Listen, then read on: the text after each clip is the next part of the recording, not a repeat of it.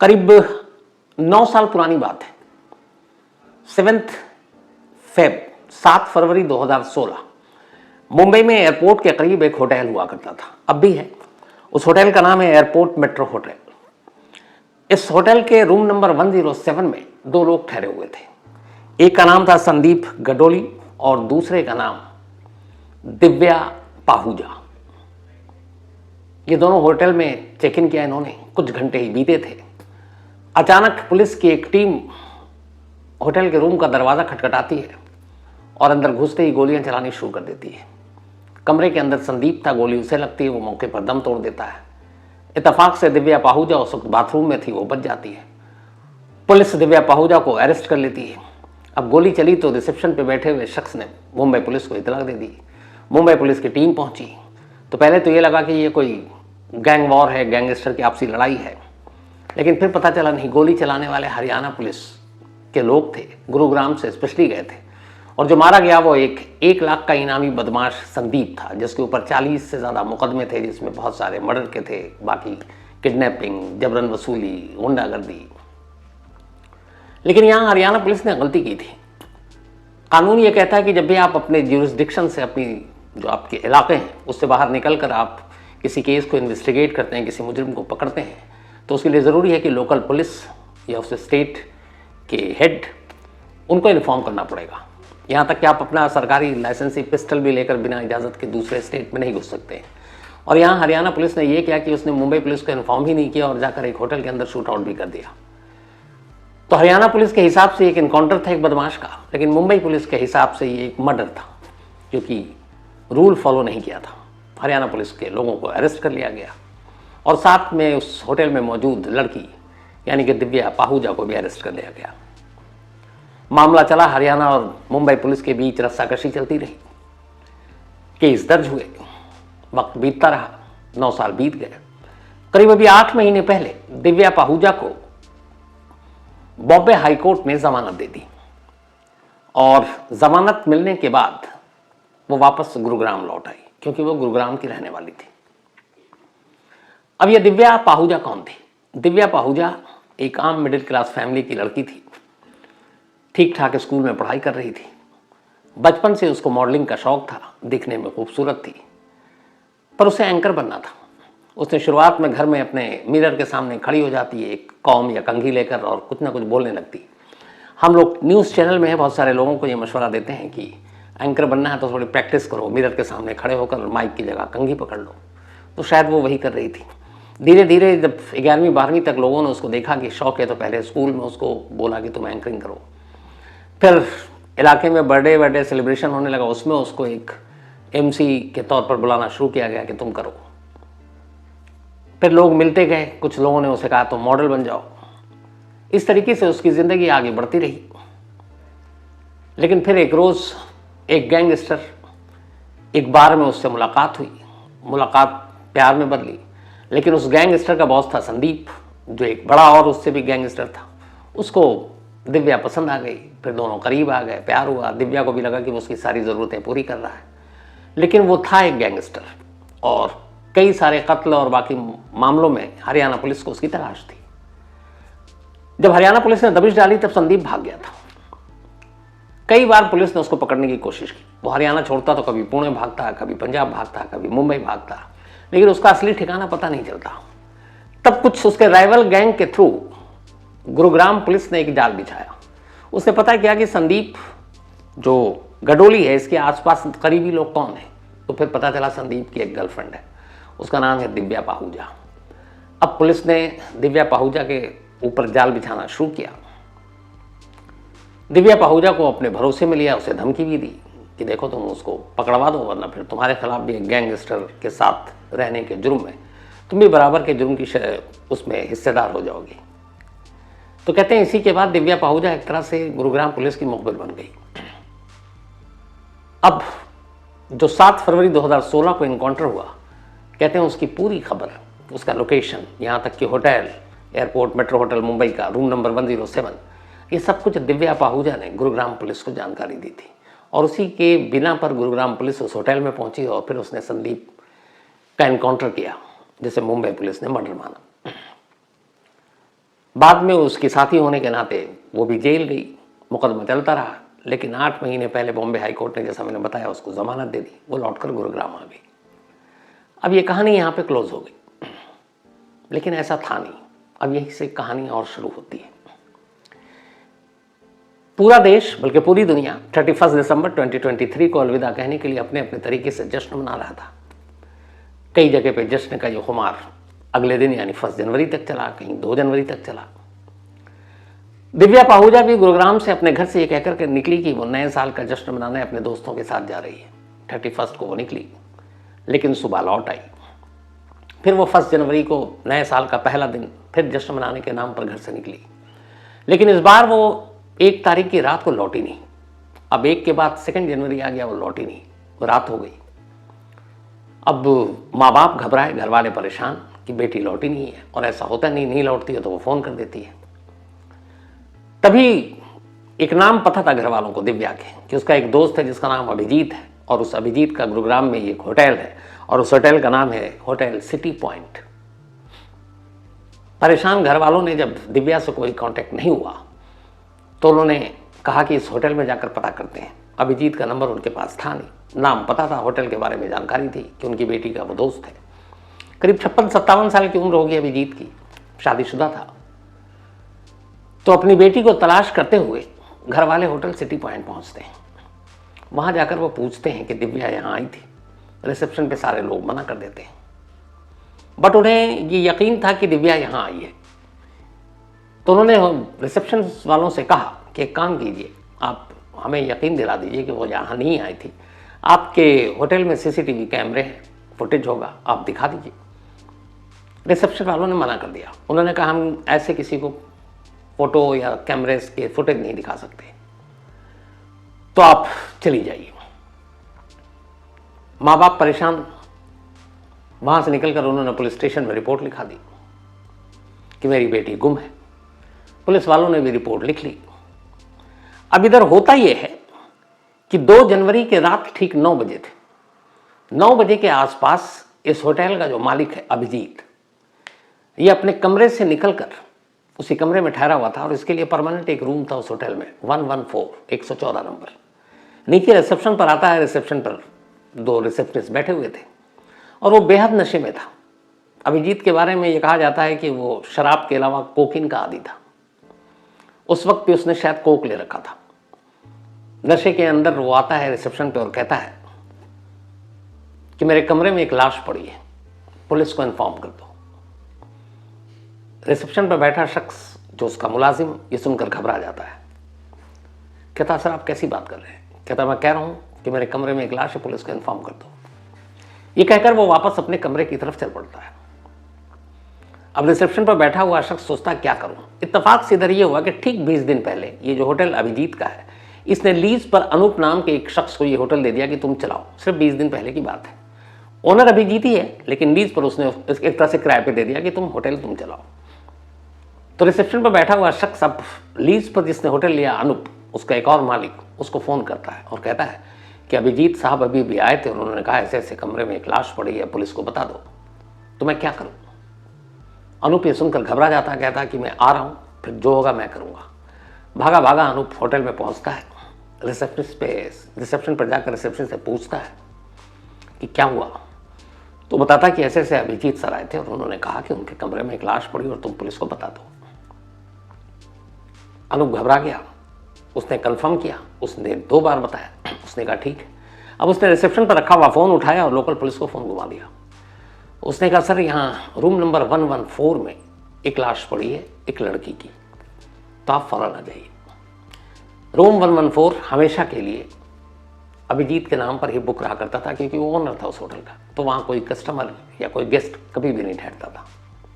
एक तरह से वो उसकी पर्सनल संपत्ति, प्रॉपर्टी थी। अब अनूप ने जैसे ही फ़ोन किया गुरुग्राम पुलिस के जिस थाने में ये कॉल गया, वहाँ की पुलिस घबरा गई कि ये क्या है, नए साल का भी पहला दूसरा दिन है और ये ऐसी खबर दे रहा है। खैर पुलिस की एक टीम फौरन आनन फानन में पहुँचती है होटल, रिसेप्शन पर आती है और पूछती है कि हाँ भाई कहाँ है लाश? तो उन्होंने कहा 114 में। तो कहती है आप में से किसी ने देखा? उसने कहा नहीं, हम तो आपका इंतज़ार कर रहे हैं कि अगर लाश हो फिर हम जाएं, 10 बार आप हमसे पूछें कि अंदर क्यों आए, निशान मिट गए, सबूत खत्म हो गए। तो हम आपके आने का इंतजार कर रहे थे। पुलिस की टीम ने कहा चलो। अब 114 लॉक था, चाबी अभिजीत के पास रहा करती थी, लेकिन एक मास्टर की, उससे दरवाज़ा खोला गया। जब दरवाज़ा खोला गया तो अंदर, कमरे के अंदर कुछ भी नहीं। रूम बिल्कुल नीट क्लीन, चादर अपनी जगह, बिस्तर तक या सब अपनी जगह, बाथरूम से लेकर बेड के नीचे तक, बेड के अंदर तक कुछ भी नहीं। लाश छोड़िए, कोई और चीज़ भी नहीं। पुलिस वालों को देख के बड़ा गुस्सा आता है, कहते हैं यहाँ तो कुछ नहीं है। फिर वो नीचे आते हैं। अब वो अनूप से बोलते हैं, जिसने अभी होटल लीज पे लिया है, क्या आपने क्यों पुलिस को ऐसे फ़ोन किया? तो उसने कहा मुझे इसने बताया, अभिजीत ने खुद आकर रिसेप्शन पे खड़े होकर ये बात कही कि कमरे में मेरे लाश है, पुलिस को बुलाओ। तो फिर उन्होंने पूछा कि वो किस हालत में थे, तो रिसेप्शन पे बैठा हुआ शख्स बताया कि सर वो पूरी तरह से नशे में थे। धीरे से ये भी बता दिया कि वो थोड़ा कोक वोक भी पी लेते हैं। पुलिस वाले को गुस्सा आया। उन्होंने कहा कि तुम एक नशे में डूबे हुए आदमी की बात को सच मानकर हम लोगों को भगा रहे हो, दौड़ा रहे हो। खैर वो कहाँ है इस वक्त, कमरे में तो है नहीं। तब उसमें से एक बोलता है कि सर वो रूम नंबर 11 में हो सकते हैं, शायद सोए हुए होंगे, कोई नशा बहुत ज़्यादा कर रखा है। लौटने के बाद इत्तेफाक से जिस होटल का एरिया था उसी पुलिस स्टेशन में दिव्या के घर वालों ने उसकी मिसिंग की रिपोर्ट लिखा दी थी जाकर रात को। अब सुबह हो गई, पुलिस पहुंची थी, उस पर कुछ कार्रवाई नहीं हुई। सुबह फिर घर वाले गए पुलिस स्टेशन दिव्या के। उन्होंने कहा मेरी बेटी गायब है और आप लोगों ने कुछ किया नहीं।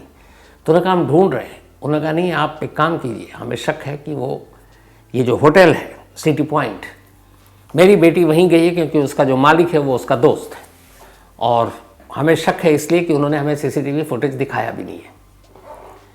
अब जब ये बात बताई तब एक पुलिस वाला रात 9 बजे उस टीम में शामिल था जो उस होटल में गया था ये खबर सुनकर कि इस होटल में एक लाश पड़ी है, वो भी एक लड़की की है।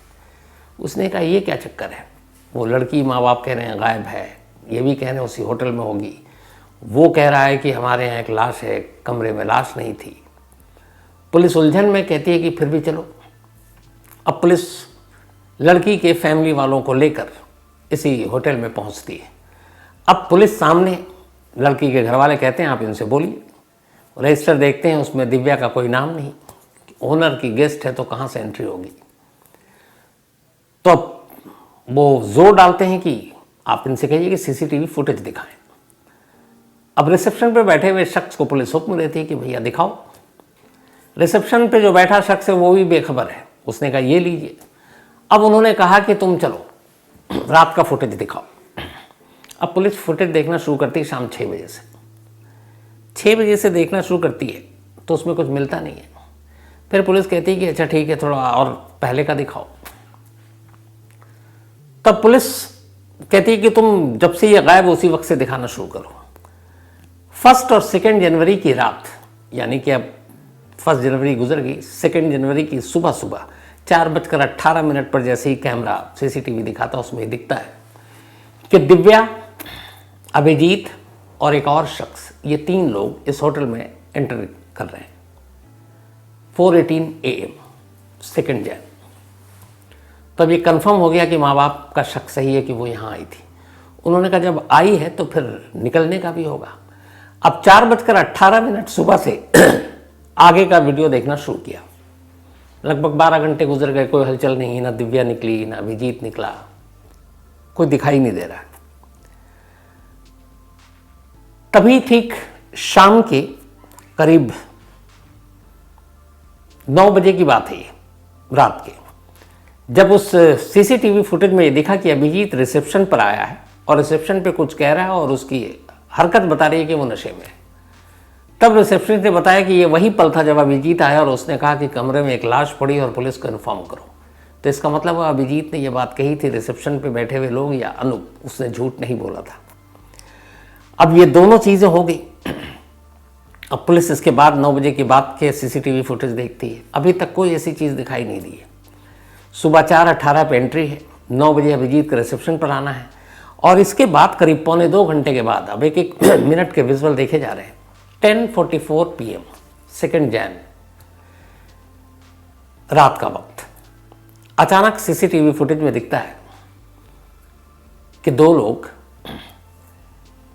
एक लड़की के दोनों हाथों को पकड़कर उसे फ्लोर पे घसीटते हुए बाहर की तरफ जा रहे हैं। और उस फुटेज से साफ है कि जो लड़की घसीटी जा रही है उसमें कोई जान नहीं है, क्योंकि वो कोई हरकत नहीं कर रही है। अब ये देखते ही घर वाले चीख पड़े। उन्होंने उस फुटेज से, उस कपड़े से पहचान लिया कि उनकी बेटी दिव्या है। ये तस्वीर रात 10:44 की थी। अब दूसरे कैमरे से देखा गया तो देखा गया कि बाहर, अब देखें ये कहाँ गई लाश। तो इत्तेफाक से बाहर उस वक्त लाइटें सब बंद हो गई थी, और ये बड़ा अजीब था कि किसी होटल के बाहर की लाइट, पार्किंग की लाइट 10:44 पर बंद कर दिया जाए। तो थोड़ा थोड़ा अंधेरा था, लेकिन उस अंधेरे में भी एक गाड़ी दिखाई दी, और उस गाड़ी का लोगो दिखाई दिया। वो BMW कार थी। रिसेप्शन से पूछा गया कि ये कार किसकी, पता चला ये अभिजीत की है, ओनर की। उस कार तक ले जाकर कार की डिक्की खोलते हुए फुटेज, उसके अंदर उस लड़की को डाला गया, फिर कार निकल गई। अभिजीत वापस कमरे में अकेला। ये 10:44 की बात थी। अब इससे साफ हो गया कि जो 9 बजे अभिजीत ने कहा था वो सच है, लेकिन उसने 9 बजे रात को कहा था कि एक लड़की की लाश कमरे में पड़ी है, और फुटेज 10:44 है जो कि लेकर बाहर जा रहा है और कार में रख रहा है। अब जब ये देखा तो गुरुग्राम पुलिस के हाथ पैर फूल गए। हाथ पांव इसलिए फूले कि उनकी एक टीम यहाँ ऑलरेडी आ चुकी थी एक रात पहले, पूछताछ की। खुद कातिल ये कह रहा है कि कमरे में लाश है, पर उन्होंने कोई तलाशी नहीं ली 114 के अलावा। अब जबकि उन्हें यह भी बताया गया कि इस वक्त अभिजीत 111 यानी कि 111 नंबर में आराम कर रहा है, उन्होंने उसको जाकर डिस्टर्ब करने की भी जहमत नहीं उठाई। अब जब ये फुटेज देखा, सुबह का वक्त था, करीब 9 बज रहे थे। पुलिस वालों के हाथ पैर फूले। फौरन उन्होंने पूछा कि अभिजीत इस वक्त कहाँ है।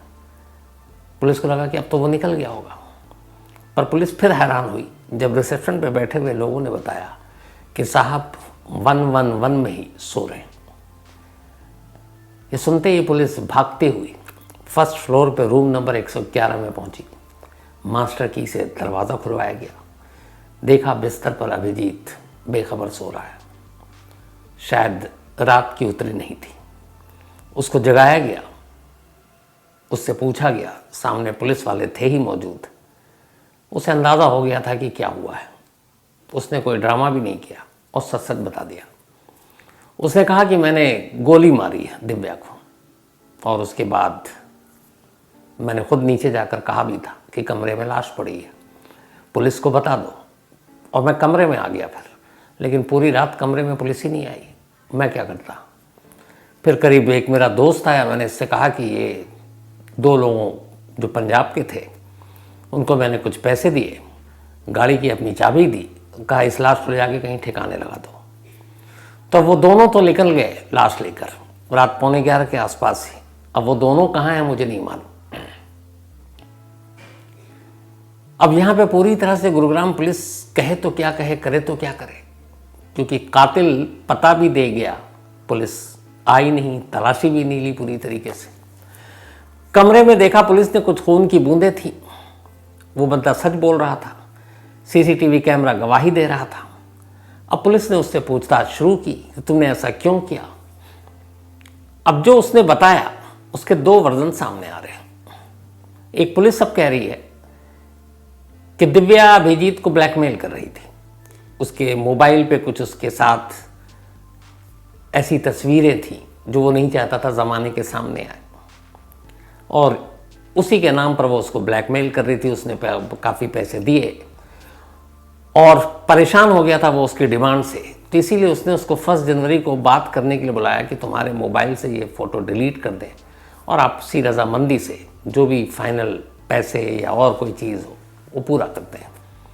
बट वो आई और उसने अपना जो फ़ोन है उससे तस्वीर डिलीट करने से उसने इनकार कर दिया।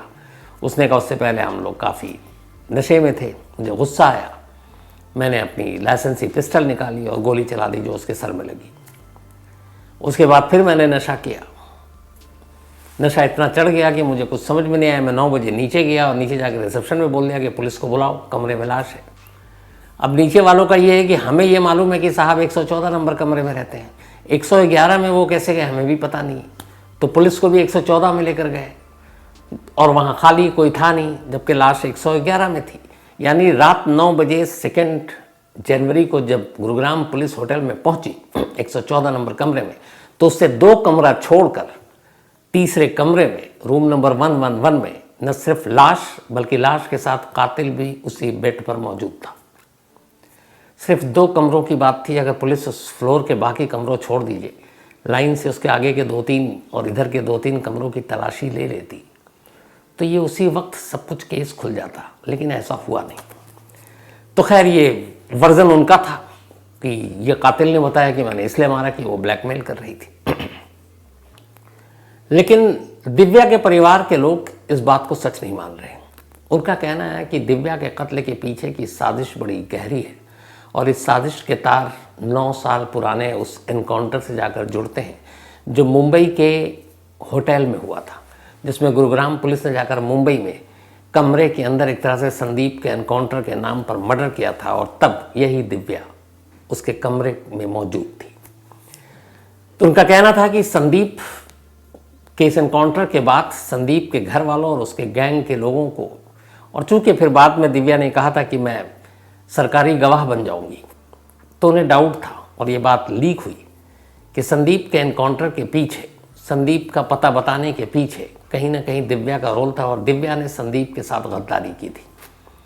लेकिन उसके बाद वो जेल चली गई। सिर्फ 8 महीने पहले जमानत पर वो बाहर आई। तो उन्हीं में से कुछ लोगों ने अभिजीत को पकड़ा, क्योंकि अभिजीत का उस संदीप के परिवार के कुछ लोगों से नज़दीकी थी और उन लोगों ने ही अभिजीत को तैयार किया कि संदीप की मौत की जो जिम्मेदार है वो है दिव्या। तो अगर दिव्या पाहूजा से बदला लेना है तो उसे मारना ज़रूरी है और ये काम तुम करो। तो कहते हैं कि संदीप यानी कि 9 साल पुराने एनकाउंटर का बदला लेने के लिए दिव्या का कत्ल हुआ है। ये फैमिली की तरफ से इल्ज़ाम है, पुलिस की तरफ से ब्लैकमेलिंग का इल्ज़ाम है। अब सच क्या है मालूम नहीं, लेकिन इस कहानी की सबसे अजीब और गरीब बात यह है कि 3 जनवरी की सुबह पुलिस पहुंची और उसने सीसीटीवी फुटेज सारी चीज़ें देखी। आज 8 जनवरी है, 5 दिन बीत गए हैं। इन 5 दिनों में पुलिस की टीम पता नहीं कहां कहां पहुंच गई। दिल्ली, हरियाणा के अलग अलग इलाकों में, पंजाब, हिमाचल। आखिर में पटियाला के पास वो BMW कार एक लावारिस हालत में एक जगह खड़ी पार्क मिली। उस BMW कार की जब जांच की गई तो उसमें खून के कुछ बूंदें भी मिली, जो ये साबित करती हैं कि ये इसके अंदर कोई बॉडी होगी। लेकिन गाड़ी खाली थी, लाश गायब। अब जिन 2 लोगों को अभिजीत ने लाश ठिकाने लगाने का काम सौंपा था, वो दोनों अब भी पुलिस के हाथ से बहुत दूर हैं। शायद उन दोनों को भी अभिजीत की गिरफ्तारी की खबर मिल चुकी है, तो अब एक तो वो कांटेक्ट नहीं करेंगे और वो दोनों हाथ नहीं आ रहे हैं। अब आलम यह है कि एक लाश जो सिर्फ 2 कमरे दूर थी, जब पुलिस वहां पहुंची 2 जनवरी की रात 9 बजे, जब कातिल खुद कह रहा है कि कमरे में लाश है और पुलिस को बताओ और बुलाओ, और पुलिस सिर्फ 114 नंबर की तलाशी लेकर चली गई। अगर 2 जनवरी की उस रात पुलिस 2 कमरे की और तलाशी ले लेती तो आज पिछले 5 दिनों से वो जिस दिव्या पाहूजा की लाश को ढूंढने के लिए हरियाणा, दिल्ली, हिमाचल और पंजाब के नदी नालों को खंगाल रही है, शायद ये खंगालना ही नहीं पड़ता, क्योंकि लाश तो उनकी पहुंच के बिल्कुल करीब था।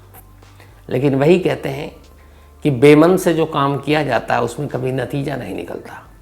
उस रात गुरुग्राम पुलिस ने बेमन से ये काम किया, पता नहीं इसकी क्या वजह थी। लेकिन आज 5 दिन हो गए हैं और दिव्या पाहूजा की लाश अब भी नहीं मिली है। कई जगहों पर ऐसे जहाँ पे ये BMW कार मिली, कहते हैं कि उसके पास एक गंदा बड़ा सा नाला है, हो सकता है वहाँ लाश फेंक दी गई हो, उसमें भी लोगों को उतारा गया। कई आसपास की कुछ नदियाँ हैं, उनमें गोताखोरों को उतारा गया, लेकिन अभी तक लाश का कोई सुराग नहीं मिला। यानी ये वो लाश जो गुरुग्राम के उस होटल से यूं ही बरामद किया जा सकता था, पुलिस ने नहीं किया। वो लाश जब घर वालों ने मिसिंग कंप्लेंट लिखा, अगर उसी रात गुरुग्राम की पुलिस होटल पहुंचकर सीसीटीवी फुटेज देख लेती, जो उन्होंने अगले दिन देखा, 12 घंटे बर्बाद कर दिए, तो भी शायद मिल जाती। और सबसे अजीब बात कि जिस वक्त गुरुग्राम पुलिस उस होटल में पहुंचती है कि 2 जनवरी की रात 9 बजे, कातिल भी वहीं था, लाश भी वहीं थी। अब इससे बड़ी लापरवाही क्या होगी कि कि सब कुछ वहीं, लेकिन उन्होंने इतनी जहमत नहीं उठाई कि चलो 2-4 कमरे की यूं ही तलाशी ले लें। और वरना तो पुलिस पता नहीं किन किन के कमरों का दरवाज़ा यूं ही बिना किसी वारंट, बिना उसके खटखटा देते हैं, सोए हुए को जगा देते हैं, किसी को भी उठा लेते हैं। लेकिन यहाँ उनके पास एक मौका था, क्योंकि खुद होटल ने उनको बुलाया था कि कमरे में लाश और कातिल यही है, लेकिन पुलिस ने ढूंढा नहीं। आज 5 दिन हो गए, अब वो दूर दूर नदी नालों की खाक छान रही है। इस वीडियो के माध्यम से हम समाज में घट रही घटनाओं से लोगों को जागरूक करने की कार्य कर रही है। इस वीडियो के उद्देश्य से किसी को आहत पहुंचाना नहीं है। इस वीडियो की पूरा क्रेडिट सर शाम ताहिर खान जी को जाते हैं। वीडियो अच्छी लगी तो चैनल को सब्सक्राइब जरूर करें दोस्तों।